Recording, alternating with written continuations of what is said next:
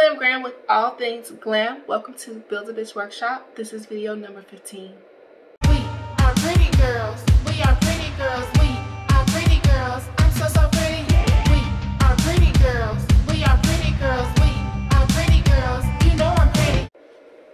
So this is my first time having grape juice since the whole ordeal.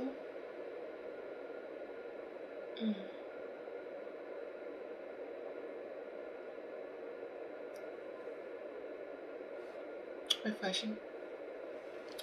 What I want to do is run these videos all the way through because you all are asking me a lot of questions, and I promise to disclose some information at the end of these videos to the questions that you all have been asking me. The reason that I'm dressed this way is because I wanted you all to see what I look like after the surgery. Again, I'm still healing, so I haven't quite all the way healed up. I do have a gash on one side from the hydrogel injections, which is the right side. I caught cellulitis, and then on the left side I caught sepsis. Both very deadly infections, and I want you to see the process. I want you all to know that when your body's telling you something, you should pay attention. A lot of times you see stories of these girls who have died after doing different procedures in Miami or doing different procedures overseas. And the reason being is because they're probably not listening to their bodies.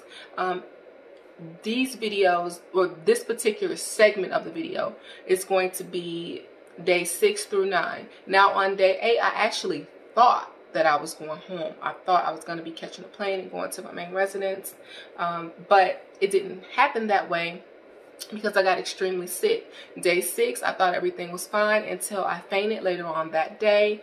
My nurse says that I wasn't breathing, but this isn't the first time that this kind of thing has happened to me. He always says that I have 9 lives. Thank God that I'm so blessed to come back from situations like this, but it could have been extremely fatal.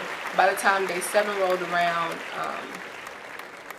I lost my voice, so I couldn't talk.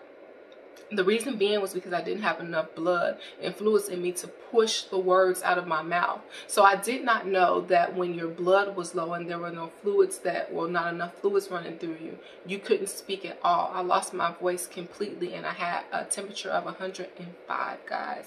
So I got really sick, and I think that it was our quick thinking that kept me alive throughout this whole thing, because I could have just laid there and, you know, I wouldn't be here with you guys today.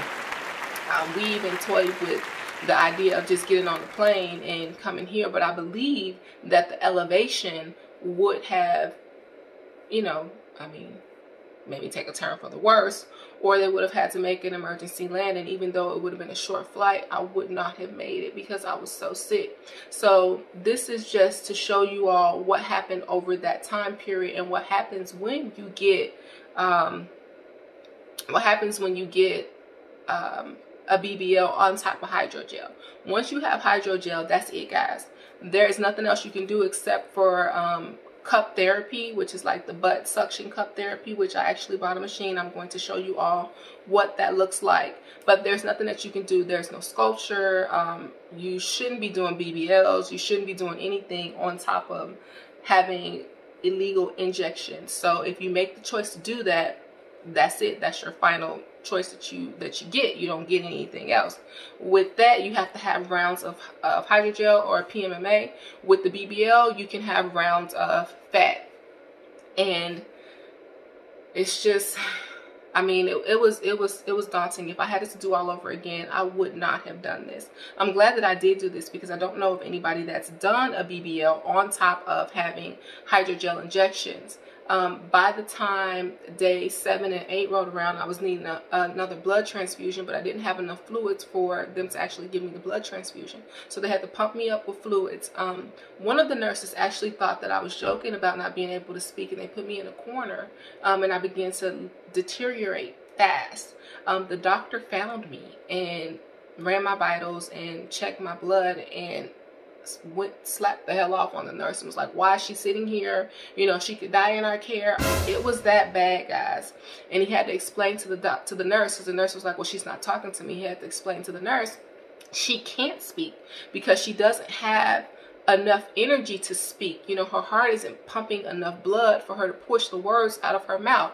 So this thing got really, really scary. And by this time, I was in the hospital. They put me in the express area. They give me the fluids. Then they gave me the blood transfusion. They warmed up the blood, which I thought was really sweet, and transported me on to the next hospital for my lengthy stay.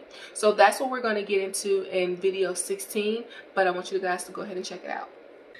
So day 6 started out real well. I got up early, about 7. Went and got breakfast, went to the beauty supply store, and did some things. I was out the longest I've been out since I got here, actually, and things were looking up. But I did have a doctor's appointment, and the doctor's appointment took a while. After that doctor's appointment, I wanted to wash my hair and clean myself up because I just felt sickly. And upon getting out of the shower, I fainted. I was just so relaxed and so calm. Within that faint, I don't remember anything. I just remember my nurse telling me, get up, and somebody saying, wake up. So that happened, but literally I have 2 more days. I don't know how I'm going to get on the plane and make it back home. Like, not feeling the way that I feel beat, I feel whipped. I'm tired. I've been to the doctor every single day this week. They've had me doing massages, doctor's appointments. I'm just whooped. I just need a few days to rest, just lay there and rest so that I can proceed with the rest of my life. So I don't know if I did tell you all, but yesterday I did faint again. My temperature is 101. It's back up. Protein is low. My fluids are low. My hemoglobin is low. Tomorrow is actually the last day, and I really don't know, man. Like, I don't know how this is gonna all play out. I woke up fine, but when I went in there, apparently I was just subduing the temperature with Vicodin and an infection. So we'll have to take care of that first, obviously, and then see how I feel for Sunday's return home. So this is day 8. Every day is different. Yesterday I had a whole episode at the doctor's appointment. They keep telling me to eat lentil soup. Listen, that's not what I eat. My body will go into shock if I don't eat the stuff that I normally eat. Tomorrow is the day that we catch the plane and go home. So I'm really hoping I get just a little bit better, so that it's an easier, not necessarily easy, nothing about this has been easy, an easier transition from here to there. I'm just ready to go at this point. So I just had some protein. My protein really is everything, you hear me? Like, you need it. And I don't eat meat, so that's been a difficult thing. Let me show you what I have had to eat. Don't mind the 2 at the top. Those are not mine. These are Bing's. The sour cream, that's not mine. So now it's nap time. You know I just got here if you need. No.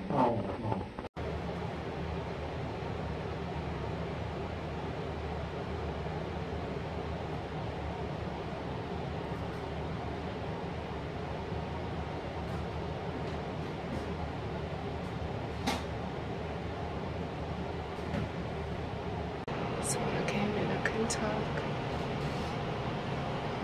Plenty of antibiotics. And I will be admitted due to the infection.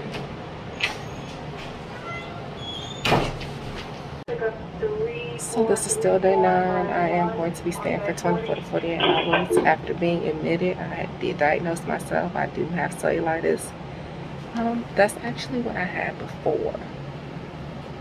Cellulitis. So I'm no stranger to cellulitis. I know how this works, but they're going to attack it a different way this time. So I'll keep you guys posted.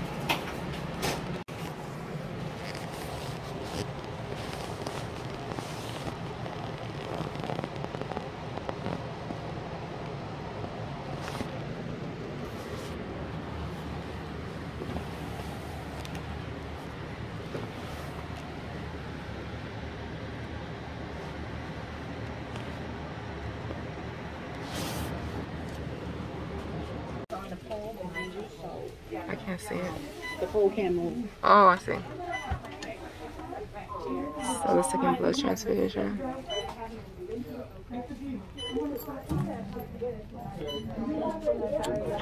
It's Sunday, so they're not open right now? Oh, yeah. Yeah. Good point. Yeah. He knew of the infection. He just didn't know that it progressed in such a way. Okay, got it.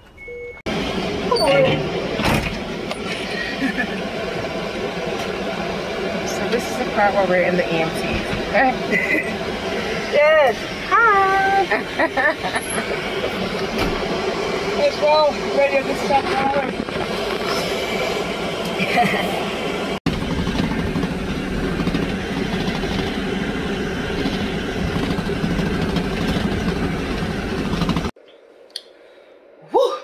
Little porcelain dollies. I tell you, it just gets way more interesting from here. I do want to say that if you like this video, I want y'all to hit the like button. I want you all to comment below. The reason why I want you to comment below, because this is YouTube. It's not my tube. So the videos that I do are for you all and for your knowledge of what could happen if in fact you do this to yourself. There's always a safer and healthier way to do things. I mean, I really would prefer you all to hit me up in my inbox asking me the right way to do things, and I can tell you all how to gain weight. I can tell you all how to do cupping therapy, you know, to plump the butt. In fact, I'm going to show you all that. I can tell you all what to do as far as sculpture goes. If you choose to do illegal injections, I'm not going to try to stop you. You know, this is your life, this is your body, and you do what you want, pretty much. But I want you guys to stay with me, keep showing me love. I really appreciate that. I want you all to share this video. Please, please, please share this video with somebody who you think needs to see this for one reason or another. Doesn't matter why, just share the video. And I want you guys to subscribe.